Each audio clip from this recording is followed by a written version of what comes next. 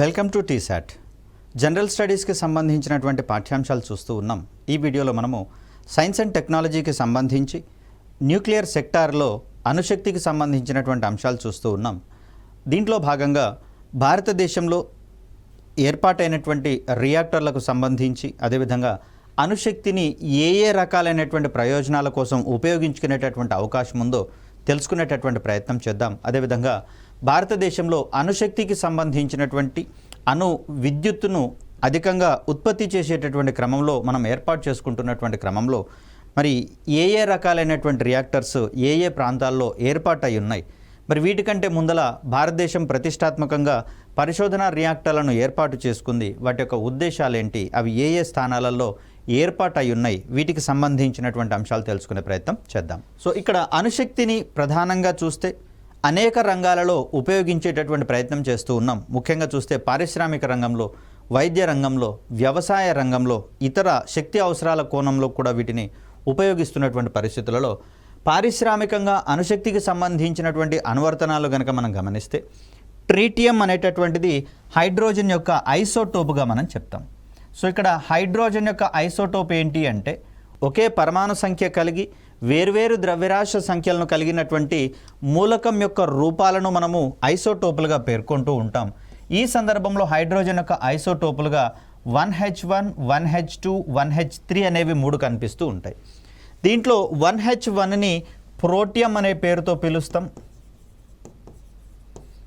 ఇక్కడ 1H2ని డ్యూటీరియం అనేటటువంటి పేరుతోటి పిలుస్తాం. అండ్ 1H3ని ట్రీటియం అనేటటువంటి పేరుతోటి పిలుస్తాం. ఇక్కడ హైడ్రోజన్ యొక్క ఐసోటోపులలో ట్రీటియం అనేటటువంటి ఈ మూలకానికి లేదా ఐసోటోప్కి రేడియోధార్మిక స్వభావం ఉంది. మరి ఈ సందర్భంలో దాని యొక్క అర్ధ జీవిత కాలము అంటే 1 గ్రాము పదార్థాన్ని కనుక మనం తీసుకున్నట్లయితే ఇది సగం గ్రాముగా మారడానికి పట్టేటటువంటి సమయాన్ని మనం అర్ధ జీవిత కాలంగా చెప్పుకుంటూ ఉంటాం. సో ఒక నిర్దిష్ట ఘనపరిమాణంలో పదార్థాన్ని తీసుకున్నప్పుడు, నిర్దిష్ట బరువు గల పదార్థాన్ని తీసుకున్నప్పుడు దాంట్లో సగం వరకు అది విఘటనం చెందగా మిగిలినటువంటి సగంగా మారేటటువంటి కాలాన్ని మనము అర్ధ జీవిత కాలంగా చెప్తాం. ట్రీటియం విషయానికి వచ్చేసరికల్లా ఇది 12.5 సంవత్సరాలుగా పరిగణించడం అనేది జరుగుతుంది. మరి ఈ 12.5 సంవత్సరాలు అది నిరంతరాయంగా విఘటనాలు చెందేటటువంటి క్రమాన్ని మనం చూస్తాం. మరి ఆ సందర్భంలో లాంగ్ లాస్టింగ్ సెల్స్ అంటే సుదీర్ఘకాలం పాటు శక్తిని అందించగలిగేటటువంటి ఘటాలుగా మనం చెప్తాం. విద్యుత్తుని ఉత్పత్తి చేసేటటువంటి సందర్భంలో ప్రస్తుతం ఉన్నటువంటి లిథియం అయాన్ బ్యాటరీస్ని చూడండి, 1 రోజో లేదా 1 పూటో కాగానే దాన్ని తిరిగి ఛార్జింగ్ పెట్టాల్సినటువంటి పరిస్థితి. మన ఆ సందర్భంలో కొన్ని రకాలైనటువంటి ఎక్విప్మెంట్స్కి సుదీర్ఘకాలం పాటు ఈ ఛార్జింగ్ పెట్టేటటువంటి వ్యవస్థ లేదా ఆ సిస్టమ్స్ కనుక లేకపోతే వాటికి ఛార్జింగ్ అనేది కష్టమయ్యే అవకాశం ఉంది. కాబట్టి ఈ సందర్భంలో ట్రీటియంని కనుక ఉపయోగించినట్లయితే ఒకసారి ఆ బ్యాటరీని రూపొందించిన తర్వాత 12.5 సంవత్సరాలు కాదు 25 సంవత్సరాల వరకు కూడా ఎలాంటి ఛార్జింగ్ ఎక్స్టర్నల్గా పెట్టాల్సినటువంటి అవసరం లేదు. ఇది రేడియోధార్మిక మూలకం కాబట్టి దాని నుంచి వచ్చేటటువంటి రేడియోధార్మిక వికిరణాల ఆధారంగా వాటిని మనం విద్యుత్ ఉత్పత్తికి ఉపయోగించేటటువంటి ప్రయత్నం చేస్తాం. అదేవిధంగా చూస్తే స్మోక్ డిటెక్టర్స్ వంటి వాటిని తయారు చేయడంలో కూడా మనకు అణుశక్తి అనేది ఉపయోగపడుతుంది. దీనికోసం మనం అమెర్షియం అనేటటువంటి రేడియోధార్మిక పదార్థాన్ని ఉపయోగించే ప్రయత్నం చేస్తాం. సో మనకు ఈ స్టార్ హోటళ్లలో గమనించండి, మామూలుగా ఏదైనా ప్రోగ్రామ్ ఇనాగరేషన్ సందర్భంగా అగరవత్తులు వెలిగించినా కూడా ఆ పొగకు స్మోక్ డిటెక్టర్స్ యాక్టివేట్ కావడము, అలారం మోగడం అనేది జరుగుతుంది. మరి ఇలాంటి స్మోక్ డిటెక్టర్స్ తయారీలో కూడా మనకు అణుశక్తి అనేది ఉపయోగపడుతుంది. అదేవిధంగా రేడియో ల్యూమినిసెన్స్ అంటే ల్యూమినిసెన్స్ అనేది స్వయం ప్రకాశకత్వం అనేటటువంటి ధర్మాన్ని ప్రదర్శిస్తుంది. ల్యూమినిసెన్స్ అంటే మనకు ఈ మినుగురు పురుగులు కూడా చూడండి స్వయంగా ప్రకాశిస్తూ ఉంటాయి. ఆ ధర్మాన్ని మనం ల్యూమినిసెన్స్గా చెప్తూ ఉంటాం. అణుశక్తి సహాయంతో యురేనియము, రేడియము, థోరియం లాంటి వాటి నుంచి ఇక్కడ శక్తి వెలువడేటటువంటి క్రమంలో వీటిని కూడా రేడియో ల్యూమినిసెన్స్ అనేటటువంటి ప్రక్రియ ఆధారంగా రహస్య సంకేతాలు పంపించడానికి ఉపయోగిస్తూ ఉంటాం. రాత్రి వేళల్లో ఈ మార్గంలో ఉండేటటువంటి వంపులను వివరించేటటువంటి కోణంలో సైన్ బోర్డుల దగ్గర కూడా ఈ రేడియోధార్మిక పదార్థాలను ఉపయోగించేటటువంటి ప్రయత్నం చేస్తూ ఉంటాం. సో అలా మనకు అణుశక్తి యొక్క అనువర్తనాలు కనిపిస్తూ ఉన్నాయి. రాత్రి వేళల్లో సహజ కాంతి జనకాలుగా ఉపయోగించడం వల్ల దారులలో వచ్చేటటువంటి మార్పులు కావచ్చు, సైన్ బోర్డులను కూడా వీటితోటి మనం రూపొందించేటటువంటి ప్రయత్నం చేస్తూ ఉన్నాం. అదేవిధంగా ఎలక్ట్రోస్టాటిక్ కంట్రోల్ రూపకల్పనలో, ఎలక్ట్రోస్టాటిక్ అంటే స్థావర విద్యుత్కి సంబంధించినటువంటి అంశాలుగా మనం చూస్తూ ఉంటాం. అనుధార్మిక ట్రేసర్లుగా వాడేటటువంటి అంశాల్లో భాగంగా రేడియో ఐసోటోపులను ఉత్పత్తి చేసేటటువంటి సందర్భంలో ఈ అణుశక్తికి సంబంధించినటువంటి అనువర్తనాలను మనం చూస్తూ ఉన్నాం.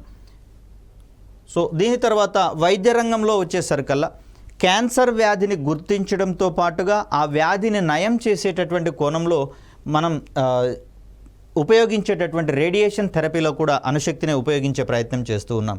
అదేవిధంగా ఫుడ్ ప్రాసెసింగ్ రంగం విషయానికి వచ్చేసరికల్లా విదేశాలకు ఎగుమతి చేసేటటువంటి ఆహార పదార్థాలలో ఆ పంటల మీద వాడేటటువంటి రసాయన మందుల అవశేషాలు అదేవిధంగా ఉండేటటువంటి అవకాశం ఉంది. సో పురుగు మందులు చల్లడం వల్ల క్రిమి కీటకాల యొక్క తాకిడిని తట్టుకునేటటువంటి ప్రయత్నం చేస్తాం.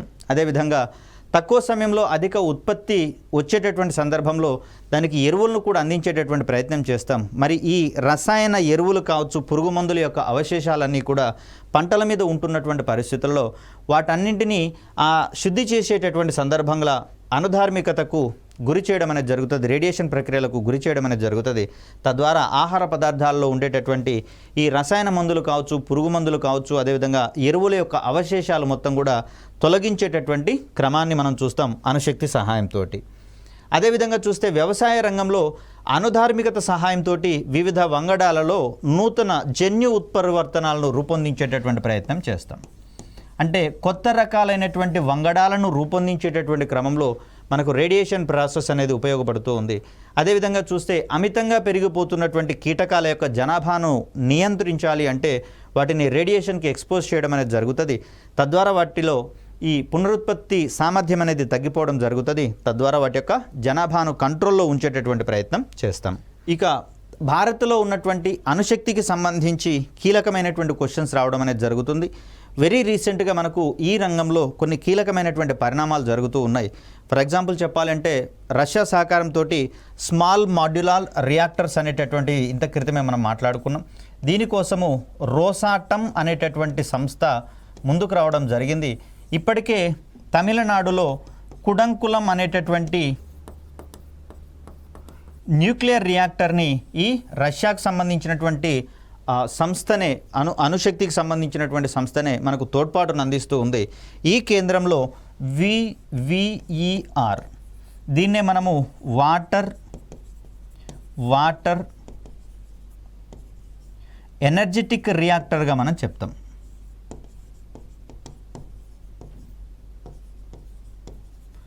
సరే, ఇక్కడ వి ఉంది కదా, మరి వాటర్ అన్నప్పుడు డబ్ల్యూ రావాలని చెప్పేసి మాత్రం అనుకోమాకండి. ఇక్కడ వి అనేది రష్యన్ లాంగ్వేజ్లో వాటర్ అనేటటువంటి పదాన్ని వి అనేటటువంటి అక్షరంతో స్టార్ట్ అయ్యే పదంగా మనం చెప్తాం. వ్లాదివోస్క్ ఏదో పదం ఉంది ఇక్కడ. సో ఆ క్రమంలో మనకు వి అనేటటువంటిది VVER అనేటటువంటి సంకేతనామంతో దాన్ని వివరించే ప్రయత్నం చేస్తారు. ఒకవేళ అబ్రివేషన్ కనుక అడిగితే వాటర్ ఎనర్జెటిక్ రియాక్టర్గా మనం ఇక్కడ చెప్తాం. సో మరి వాటికి సంబంధించినటువంటి అంశాలు ఒకసారి గమనించే ప్రయత్నం చేద్దాం. భారత్లో అణువిద్యుత్ పరిజ్ఞానాన్ని అభివృద్ధి చేయడము, అదేవిధంగా అనుధార్మికతకు సంబంధించినటువంటి సాంకేతికతను వివిధ రంగాలకు అన్వయింప చేయడానికి కాను 1954లో మనకు డిపార్ట్మెంట్ ఆఫ్ అటామిక్ ఎనర్జీ అనేది ఏర్పాటు చేయడం జరిగింది. ఇది భారత ప్రధానమంత్రి ఆధ్వర్యంలో పనిచేసేటటువంటి సంస్థగా మనకు కనిపిస్తూ ఉంది. దీన్ని మనం DAE అని ఇన్ షార్ట్గా ఎక్స్ప్లెయిన్ చేసే ప్రయత్నం చేస్తాం. సో ఇక్కడ భారత్లో ప్రస్తుతం అణువిద్యుత్ వాటాను కనుక గమనిస్తే మొత్తం విద్యుత్ ఉత్పత్తిలో ఈ అణువిద్యుత్ యొక్క వాటా కేవలం 1.6% మాత్రమే మనకు కనిపిస్తూ ఉంది. మరి దీనిని మరింతగా పెంచేటటువంటి ప్రయత్నాలు చేస్తూ ఉన్నారు. ఇక్కడ 2050 నాటికి 25% వరకు పెంచేటటువంటి ప్రయత్నం చేస్తున్నారు మొత్తం విద్యుత్ ఉత్పత్తి సామర్థ్యంలో అణువిద్యుత్ వాటాను. పరిమాణం దృష్ట్యా గనక చూస్తే అణువిద్యుత్ ఉత్పత్తి అనేది భారతదేశ శక్తి రంగంలో 4వ స్థానాన్ని ఆక్రమిస్తున్నట్లుగా గమనించాలి. ఇక్కడ ఎగ్జామినేషన్ పాయింట్ ఆఫ్ వ్యూలో ఈ స్థానాలను మరొకసారి సరిచూసుకొని వెళ్లాల్సినటువంటి అవసరం ఉంది. ఎందుకంటే ఇక్కడ శక్తి వనరుల రంగంలో కావచ్చు, అణుశక్తికి సంబంధించి కావచ్చు, వారం వారీగా నెలవారీగా గణాంకాలు అనేవి మారుతూ ఉన్నాయి. కాబట్టి ఈ సందర్భంలో 4వ స్థానం అనేది కొంత మారేటటువంటి అవకాశం ఉంది. ఎందుకంటే అణుశక్తి రంగం యొక్క వాటా తగ్గుతూ పోతున్నటువంటి సందర్భంలో గ్యాస్ ఆధారిత విద్యుత్ యొక్క పరిమాణము పెరుగుతూ వస్తూ ఉంది. మరి ఆ సందర్భంలో గ్యాస్ ఆధారిత విద్యుత్ పరిమాణం కనుక పెరిగినటువంటి పరిస్థితులలో ఈ స్థానం కాస్త 4 నుంచి 5కు వచ్చేటటువంటి అవకాశం ఉంది. సో అలా దాన్ని మనం చూస్తాం. దీని తర్వాత మనకు ఈ చిన్న నీటిపారుదల ద్వారా వచ్చేటటువంటి విద్యుత్ పరిమాణం కూడా పెరుగుతూ వస్తూ ఉంది. మరి ఆ సందర్భంలో ఒకవేళ చిన్న నీటిపారుదల కనుక ఇంకా పెరిగితే అది 6వ స్థానానికి కూడా చేరుకునేటటువంటి అవకాశం ఉంది. కాబట్టి కొంత దీన్ని మనం క్రైటీరియాగా తీసుకొని చెక్ చేసుకోవాల్సినటువంటి అవసరం ఉంది. సో ఇక్కడ భారత్లో మొట్టమొదటి అణు రియాక్టర్కు సంబంధించి చూస్తే కెనడా సహకారంతో రావత్ భట్టా అటామిక్ పవర్ ప్లాంట్లో దీన్ని ఏర్పాటు చేసినట్లుగా మనం చూస్తూ ఉన్నాం. 1963లో దీన్ని స్థాపించడం అనేది జరిగింది. సో బ్రిటన్ సహాయంతో ఆసియాలోనే మొదటిసారిగా అప్సరా అనేటటువంటి పరిశోధన రియాక్టర్ను స్థాపించడం అనేది జరిగింది.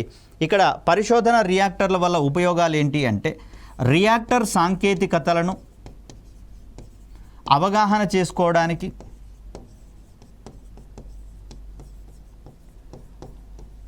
అదేవిధంగా మానవ వనరులకు అవసరమైనటువంటి శిక్షణను అందించడము, మానవ వనరులకు శిక్షణ, దీనితో పాటుగా ఐసోటోప్ల తయారీకి,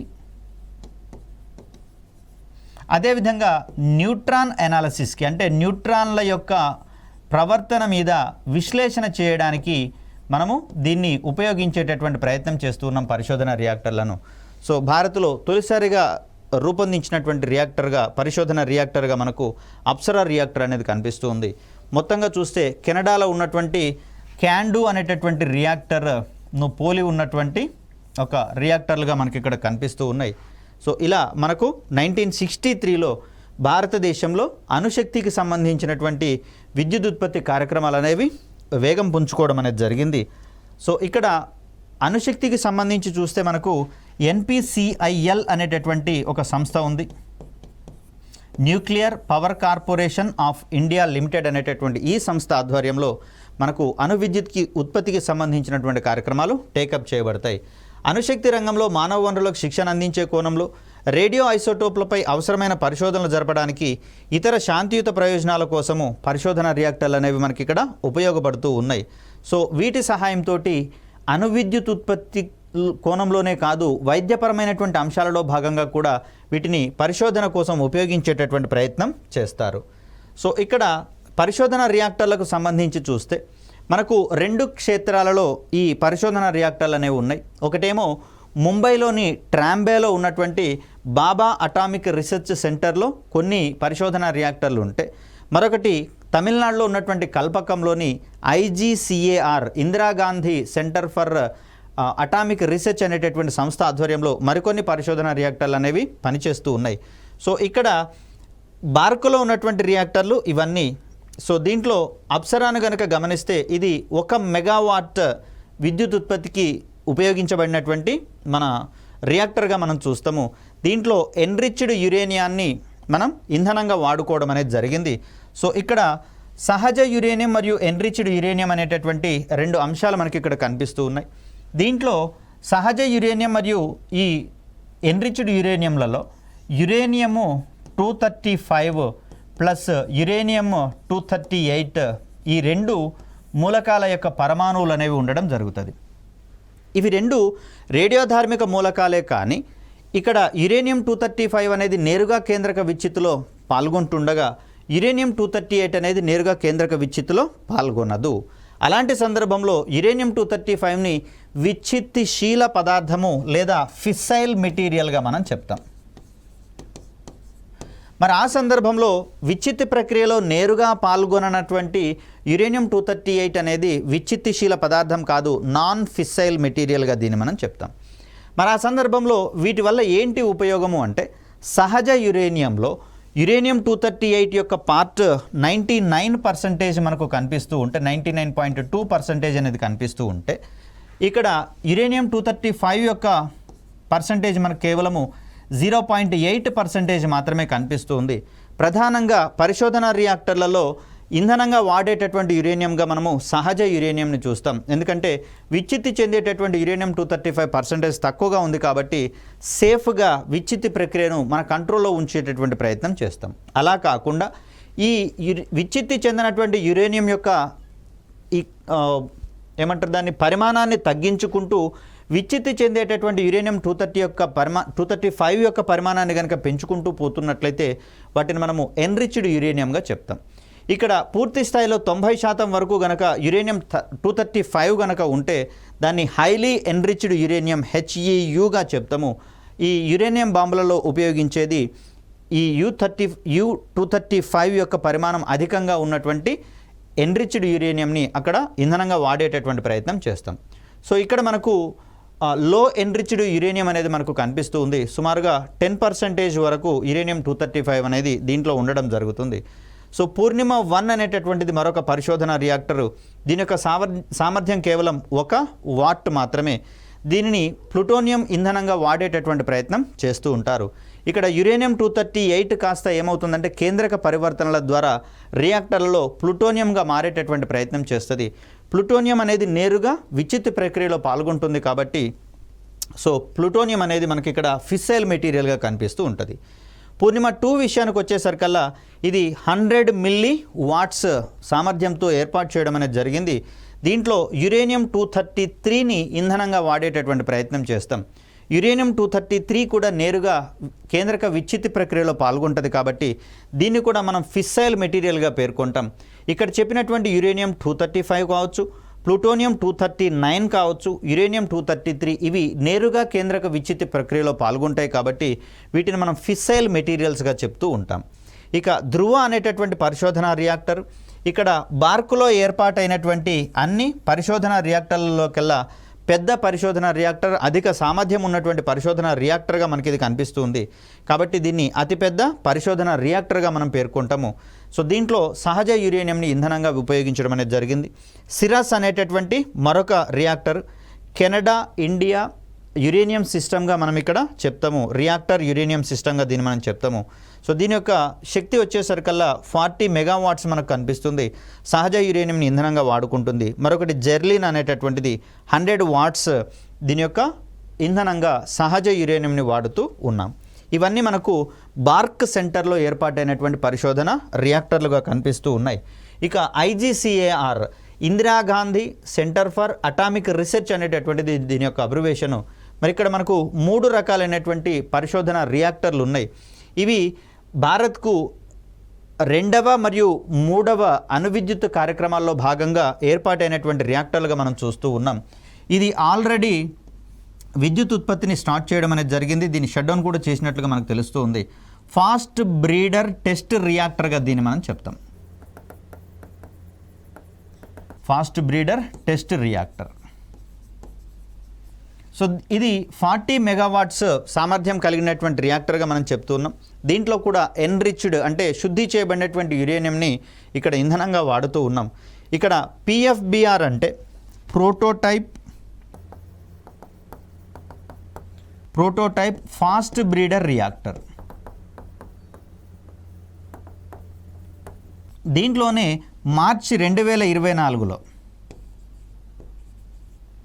అంటే ఈ సంవత్సరం యొక్క తొలి నెలలో మనకి ఇక్కడ ఏం చేశాము అంటే ఇంధనాన్ని లోడింగ్ చేసేటటువంటి ప్రక్రియ, దీన్ని కోర్ లోడింగ్ ప్రక్రియగా చెప్తాం.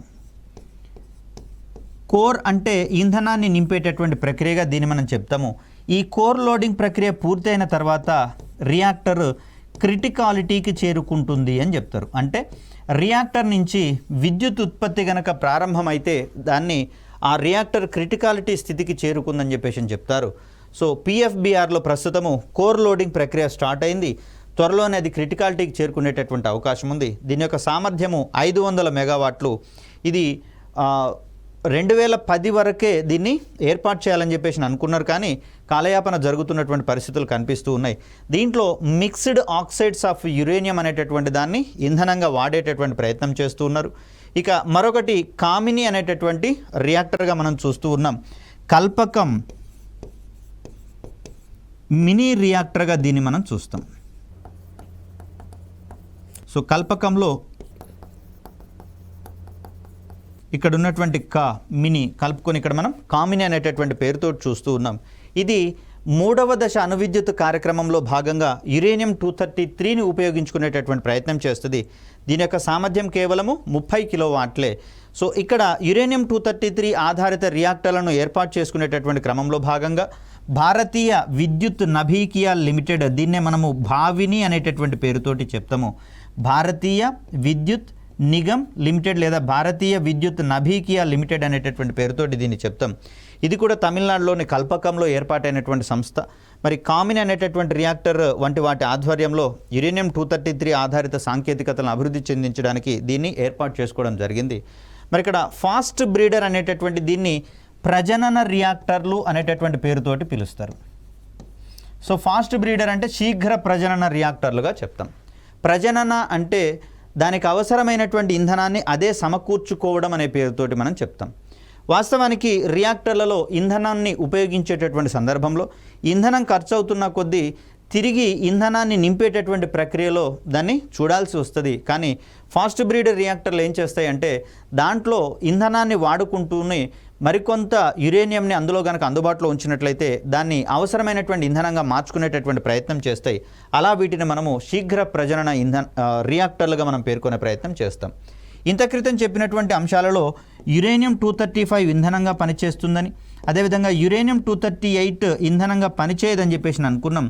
ఈ సందర్భంలో యురేనియం-235 విచ్ఛిత్తులో పాల్గొంటుంది, యురేనియం-238 విచ్ఛిత్తులో పాల్గొనకుండా ఇది ప్లూటోనియం-239గా మారుతుందని చెప్పేసి అనుకున్నాం.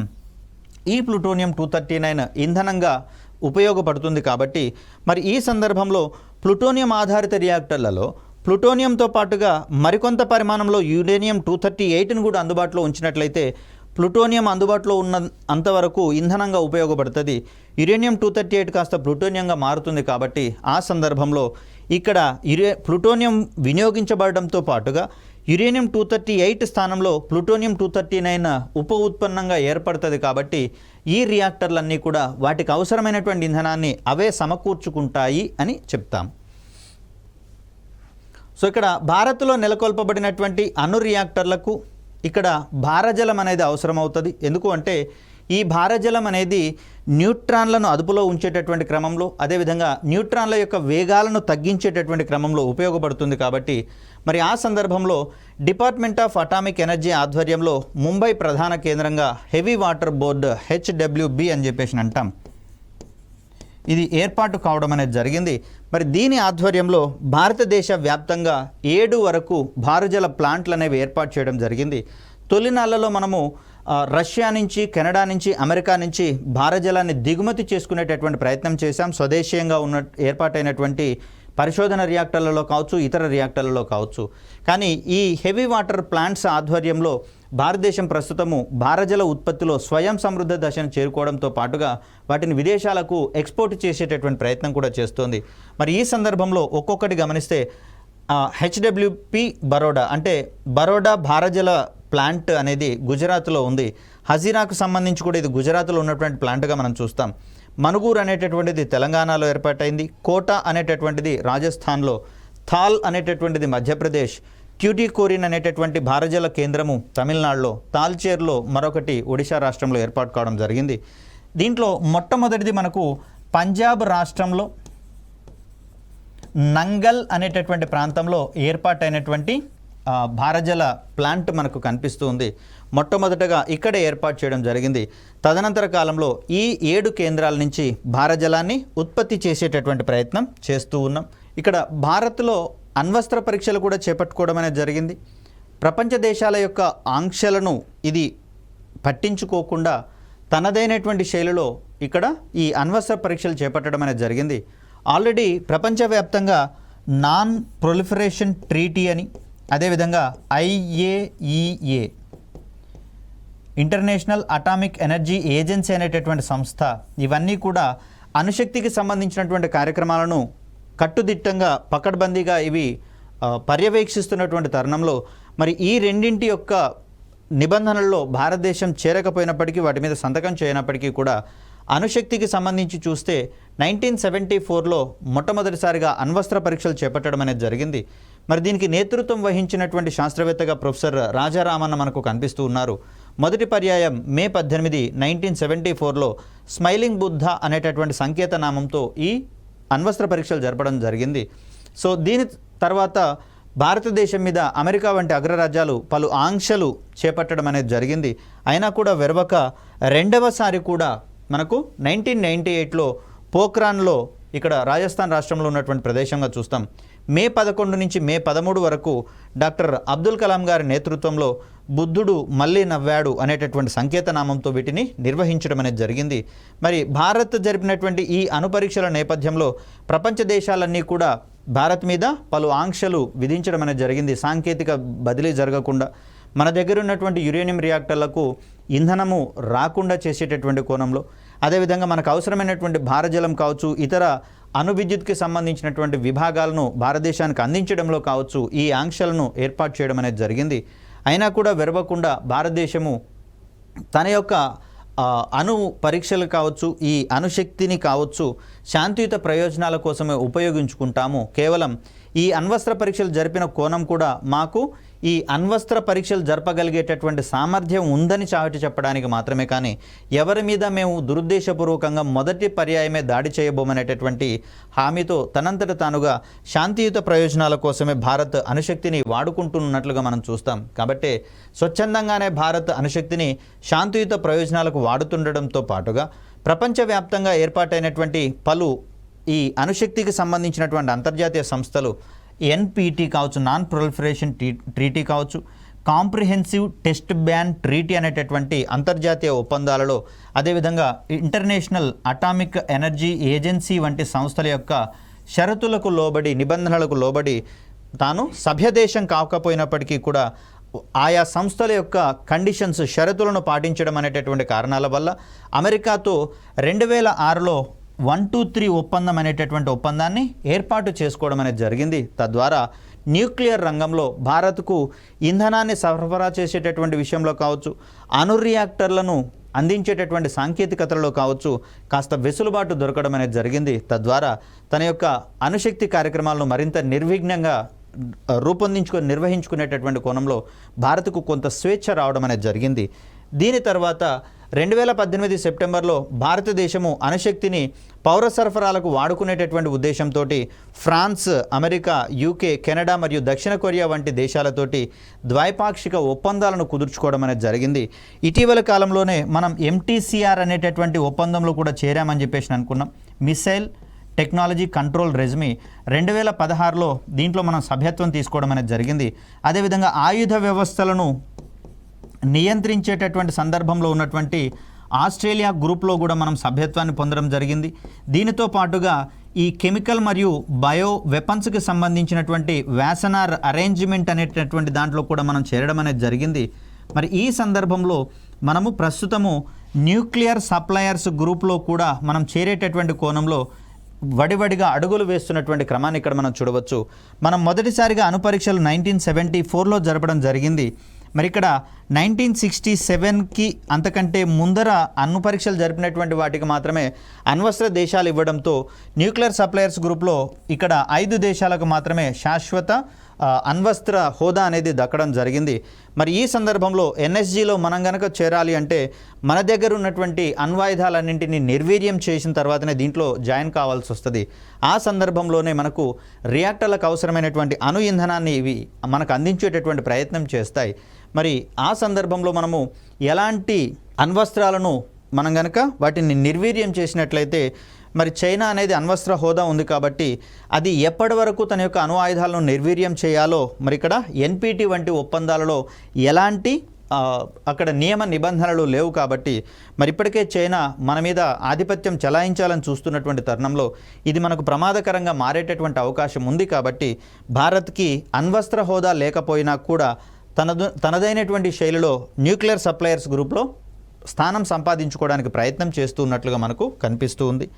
సో ఇక్కడ భారతదేశ వ్యాప్తంగా ఏర్పాటైనటువంటి అణు రియాక్టర్లకు సంబంధించి చూస్తే కాకరపార్, ఇక్కడ భారత్లో ఏర్పాటైనటువంటి అణు రియాక్టర్లకు సంబంధించినటువంటి అంశాలు కనుక గమనిస్తే కాకరపార్ అటామిక్ పవర్ స్టేషన్, దీన్నే మనము KAPSగా ఇన్ షార్ట్లో రాస్తాము, గుజరాత్లో ఏర్పాటు చేయబడింది. దీంట్లో మొత్తంగా 3 రియాక్టర్లు అనేటటువంటివి పనిచేస్తూ ఉన్నాయి. ఇందులో 2 ఏమో 220 మెగావాట్ల సామర్థ్యంతో ఉన్నాయి ఒక్కొక్కటి. సో దట్ ఈ రెండింటి నుంచి 440 మెగావాట్ల అణువిద్యుత్ స్థాపిత సామర్థ్యం అనేది కనిపిస్తూ ఉంటే వెరీ రీసెంట్గా మనకు మరొక ప్లాంట్ అందుబాటులోకి రావడం అనేది జరిగింది. ఈ ఒక్క ప్లాంట్ యొక్క సామర్థ్యం మనకు 700 మెగావాట్లుగా కనిపిస్తూ ఉంది. కాబట్టి మొత్తంగా ఇక్కడ కాకరపార అటామిక్ పవర్ స్టేషన్లో 1140 మెగావాట్ల స్థాపిత సామర్థ్యం అనేది మనకు కనిపిస్తూ ఉంది. దీని తర్వాత నరోరా అటామిక్ పవర్ స్టేషన్ అనేది ఉత్తరప్రదేశ్లో ఉంది. దీంట్లో 2 యూనిట్లు అనేవి పనిచేస్తున్నాయి, అది రియాక్టర్లు. సో ఇక్కడ మొత్తం స్థాపిత సామర్థ్యం 440, ఒక్కొక్క దాన్ని 220 మెగావాట్లుగా మనం చూస్తూ ఉన్నాం. ఇక మరొకటి కుడంకులం న్యూక్లియర్ పవర్ స్టేషన్ అనేది తమిళనాడులో ఉంది. దీంట్లో 2 రియాక్టర్లు ప్రస్తుతం పనిచేస్తూ ఉన్నాయి. ఒక్కొక్క దాని సామర్థ్యం 1000 మెగావాట్లు కాగా రెండింటిది కలిపి 2000 మెగావాట్లు. సో అత్యధిక స్థాపిత అణువిద్యుత్ సామర్థ్యం ఉన్నటువంటి పవర్ ప్లాంట్ ఏంటిది అన్నప్పుడు మనం కుడంకులం న్యూక్లియర్ పవర్ స్టేషన్కి చెప్పాల్సి వస్తుంది. మరొక 2 రియాక్టర్లు ప్రస్తుతం ఇక్కడ కన్స్ట్రక్షన్ ఫేజ్లో ఉన్నాయి. అవి కూడా వచ్చినట్లయితే మనకు మొత్తంగా 4000 మెగావాట్ల స్థాపిత సామర్థ్యం అనేది కుడంకులం న్యూక్లియర్ పవర్ స్టేషన్కి వచ్చేటటువంటి అవకాశం ఉంది. ఇక కైగా జనరేటింగ్ స్టేషన్ కర్ణాటకలో ఉంది. ఇక్కడ 4 రియాక్టర్లు ఉన్నాయి, ఒక్కొక్కటి 220 మెగావాట్ల స్థాపిత సామర్థ్యంతో మొత్తంగా 880 మెగావాట్లు అనేది ఇక్కడ స్థాపిత సామర్థ్యం చూస్తున్నాం. మరొకటి మద్రాస్ అటామిక్ పవర్ స్టేషన్ 2 రియాక్టర్లు ఉన్నాయి, 440 స్థాపిత విద్యుత్ సామర్థ్యము. రాజస్థాన్ అటామిక్ పవర్ స్టేషను రాజస్థాన్లో ఉంది. సో దీన్నే మనం మరో రకంగా రావత్ భట్ట అనేటటువంటి పేరుతోటి కూడా చెప్తాము. సో ఇది 6 రియాక్టర్లు అనేవి ఇక్కడ మనకు కనిపిస్తూ ఉన్నాయి. 1180 మెగావాట్ల స్థాపిత విద్యుత్ సామర్థ్యం కనిపిస్తుంది. మరొకటి తారాపూర్ అటామిక్ పవర్ స్టేషన్ మహారాష్ట్రలో ఉంది. ఇక్కడ 4 పవర్ ప్లాంట్లు మనకు కనిపిస్తూ ఉన్నాయి. సో దీంట్లో 1400 మెగావాట్ల స్థాపిత సామర్థ్యం కనిపిస్తూ ఉంది. మొత్తంగా చూస్తే మనకు వెరీ రీసెంట్గా యాడ్ అయినటువంటి దీని సహాయంతో 23 న్యూక్లియర్ రియాక్టర్లు అనేవి పనిచేస్తూ ఉన్నట్లుగా మనం చూస్తూ ఉన్నాం. ఈ 23 రియాక్టర్ల సహాయంతో భారతదేశం యొక్క మొత్తం పూర్తి అణువిద్యుత్ స్థాపిత సామర్థ్యం 7480 రావడం అనేది జరిగింది. దీన్ని 2031 నాటికి మనము 2031 నాటికి 22,000కు పైగా మెగావాట్లకు మించినటువంటి స్థాపిత విద్యుత్ సామర్థ్యాన్ని సాధించాలని చెప్పేసి నిర్దేశించుకుంటూ ఉన్నాం. ఈ క్రమంలో మనకు ఇప్పటికే ఏర్పాటైనటువంటి రియాక్టర్లను అప్గ్రేడ్ చేయడంతో పాటుగా మరికొన్ని చోట్ల కొత్తగా ఈ రియాక్టర్ ప్లాంట్లను ఏర్పాటు చేసుకోవాలని చెప్పేసి నిర్దేశించుకోవడం జరిగింది. వాటన్నిటి యొక్క అనుమతులను వడివడిగా మనము చేపట్టినటువంటి క్రమంలో అవి కూడా త్వరితగతిన ఏర్పాటై అవసరమైనటువంటి విద్యుత్ అవసరాలను తీర్చేటటువంటి క్రమాన్ని ఇక్కడ మనం చూస్తాం. సో అధిక యూనిట్లు ఉన్నటువంటి పవర్ ప్లాంట్గా మనకు రాజస్థాన్ లేదా Rawat Bhatta atomic power station అనేది కనిపిస్తుంది. ఇక్కడ 6 యూనిట్లు కనిపిస్తూ ఉంది.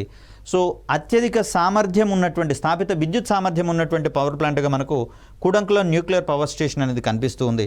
అదేవిధంగా ఒకవేళ ఆరోహణ లేదా అవరోహణ క్రమాలలో రాయాల్సి వచ్చినప్పుడు కాకరపార అటామిక్ పవర్ స్టేషన్కి 1140 మెగావాట్ల సామర్థ్యం అనేది కనిపిస్తూ ఉంది. సో గరిష్టంగా వస్తే కుడంకులం కనిపిస్తుంది.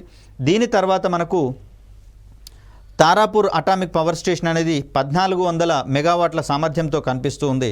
దాని తర్వాత మనం రాజస్థాన్ అటామిక్ పవర్ స్టేషన్ 1180 మెగావాట్ల సామర్థ్యం. దీని తర్వాత కాకరపార్ అటామిక్ పవర్ స్టేషన్ 1140 మెగావాట్లుగా మనకు కనిపిస్తూ ఉన్నాయి. మోస్ట్ ప్రాబబ్లీ ఇక్కడ ఉన్నటువంటి అన్ని రియాక్టర్లు కూడా మనకు PHWR రకానికి చెందినవిగా మనం పరిగణిస్తూ ఉంటాం.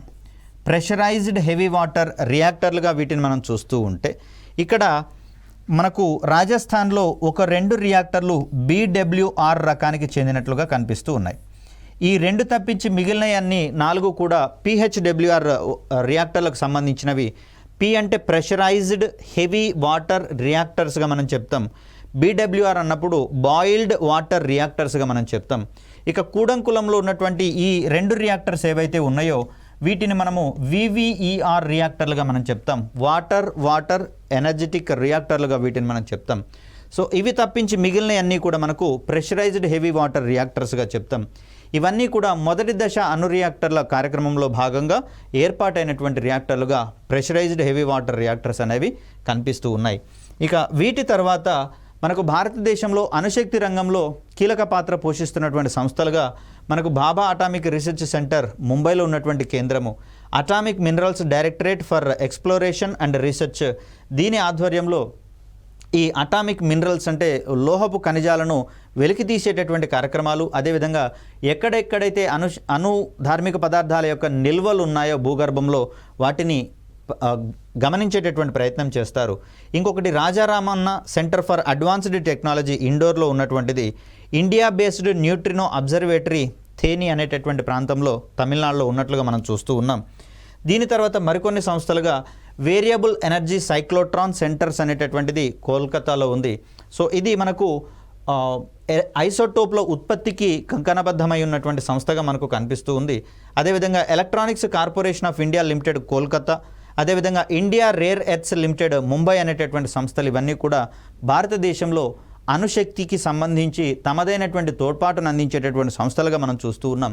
వీటికి అనుబంధంగా Tata institute of fundamental research లాంటి ప్రైవేటు సంస్థలు కూడా మనకు ఇతోధికంగా ఈ అణుశక్తి కార్యక్రమాల్లో తోడ్పాటును అందిస్తున్నటువంటి సంస్థలుగా మనం చూస్తూ ఉన్నాం.